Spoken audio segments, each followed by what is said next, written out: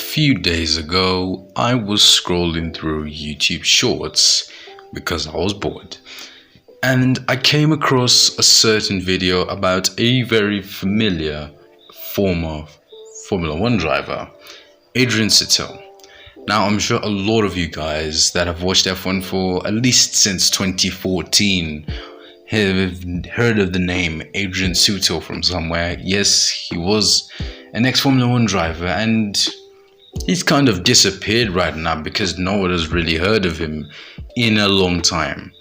So, Adrian Sutil was born in Starnberg in Germany in 1983 on the 11th of July. Or January, sorry. A bit of a slip of the tongue there. He is German and Uruguayan. He has a mother from Uruguay and a father from Germany. So he's, got two nations, but he prefers to use German, especially on his racing licenses. His junior career started when he was 14, getting into the karting scene, and then he competed in his first single-seater racing at the Swiss Formula Ford Series in 2002. He did win the title. In 2003, he moved up to the Formula Masters Austria Series and later moved to the ADAC Formula BMW Series, and then moved up to the Formula 3 Euro Series, where he would compete with very familiar names that I'm sure a lot of you know about, such as Sir Lewis Hamilton, 8-time world champion, no need to argue against that, Lucas de Grassi, Sebastian Vettel, and your favorite commentator or pundit, Paul di Resta. And he was run up behind Lewis Hamilton in 2005. In 2006, he moved up to the Formula 3 Japan Series, where he finished third at the Macau Grand Prix. And from this time, he had been a test driver for Midland Formula One team. That team is gone, so don't expect it to be that known. And in 2007, when the team changed to Spiker Formula One team, which is also gone, he got a drive alongside, was it Giancarlo Fisichella, I think. That team it's very gone, but he got a drive for Spiker Formula One team in Formula One in 2007. He had a difficult time with the Spiker team, but he did manage to score his first point and Spiker's only point at the 2007 Japanese Grand Prix, a very dramatic race. He struggled when the team renamed itself to Force India in 2008 and had a lot of times where he had points taken away from him. I shall not mention, just for the sake of calmness. And in 2009, in the team's second season, when they now changed to Sahara Force India Formula One team, he scored quite a number of points, but the most notable point of that season was in Monza at the Italian Grand Prix, where he qualified in P2 in a Force India. He got back-to-back front rows for Force India after his teammate Giancarlo Fisichella got a surprise pole for them in Spa, and just the next race he managed to qualify on the front row in a Force India again, and he finished fourth, while the pole sitter Lewis Hamilton, I shall not explain what happened to him that day, please. And he earned himself a fastest lap and his first points in Formula One. In Singapore, he had a very, very weird crash, which he was fined for $20,000 for avoidable contact. And unfortunately, Adrian Sutil, not just in 2009, but throughout his whole Formula One career, he was the scene of many accidents. I shall mention about three. Singapore 2009, where he clipped a Toro Rosso and hit Nick Heidfeld. I don't really know whether that was deliberate or not, but only he knows, nobody else knows about it. And then you also had the incidents like Korea 2010. There's a whole lot of them. I can't really put into context how many of these were so unfortunate or silly.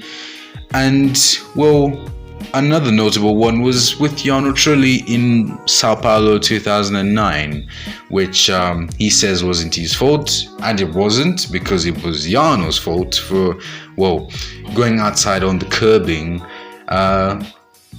Pretty unexplainable crash, that one. You have to see it for yourself. But on Sutil's best days, he was a bloody quick driver and very good. Don't get the fact that he used to crash a lot. He was very good on his good days. And Monza 2009 qualifying was an example, finishing P2 and finishing 4th in the race. And well, Sutil had many unfortunate incidents off track as well. For example, prior to the 2011 Chinese Grand Prix, where he was in a Shanghai club or pub or something, where he assaulted Eric Lux, Lotus F1 team CEO, with a champagne glass on the back of the neck, which isn't really a surprise, because in a bar you expect such things to happen. So he was reported to officers and was fined $200,000 and given an 18-month suspended prison sentence. And Force India announced they wouldn't renew his contract for 2012. And the people that were involved in this was very surprising, because I've mentioned his name about 3 times now. Yes, Lewis Hamilton was involved in all of this, but I'll have to elaborate this in a future video. So long as you guys remind me about that, let me know if you want it or not. Maybe. After a few unsuccessful spells at Force India, he moved to Sauber for 2014, the season where Formula 1 switched from the 2.4 litre V8 engines to the 1.6 litre hybrid V6. And he moved to Sauber for that new era, which made things worse for him, because we know what happened with Ferrari powered cars that year.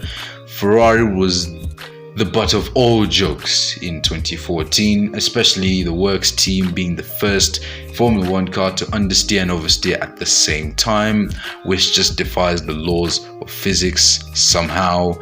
But he drove a Ferrari powered Sauber, which didn't perform well at all. And I mean, if one engine manufacturer misfires for the works team, then obviously it's gonna misfire for the other teams, the customer teams. So he had a lot of bad luck throughout that season, but he made some good races out of it, I guess, but he didn't score points throughout the season. But another unfortunate moment for Adrian Sutil was Suzuka 2014. He was, well, navigating his way through the circuit. Well, at the Dunlop corner, he aquaplaned off the track and crashed. Now, just keep in note that no safety car or red flag was thrown out, and the cars were still flying, but there were double waved yellows, but there was no safety car or red flag or virtual safety car, even though it wasn't there at the time. And just moments later, Jules Bianchi in his Marussia aquaplaned as well at the same part of the track, while the crane was actually there towards the barriers, and Jules Bianchi went and hit the crane, unfortunately. And what was worse for Adrian was that he stood in front of all that happening, and he was actually there when Jules was hit when Jules hit the truck. And while marshals were attending to Jules, Adrian was there, and people around the Formula 1 community said or had seen that he felt guilty about that incident, and maybe some rumors were spread out that that was the reason why he decided to end his Formula 1 career, just because he saw Jules in a critical condition after he crashed and Jules crashed into the tractor. And if this was not true, he would not make it back to Formula 1 for 2015, as Sauber announced in November that they would not renew his contract and he would be without a seat. He became a Williams reserve driver for 2015, but the same year left the team. And from that point on, Nobody has really heard about Adrian Sutil because Sutil has just been living, well, you could say a normal life away from the fame and away from the media. But sometimes he has created a lot of headlines, such as crashing a McLaren Senna LM somewhere, I don't really know where, but that is, I think, the only thing that I've heard about Adrian Sutil. But this guy was a great driver. On his great days and not his worst days, he was a great driver. And it's surprising how he just went from top of the world, I guess, to just not being heard anymore, to being forgotten by every single person. I mean, at some point, I did forget about him as well. But guys, if you still remember Adrian Sutil and how good he was on his good days, like the video, share it around if you're cool, subscribe as well if you're new to the channel, and well, from me, Octave F1, thank you for watching. See you guys next time.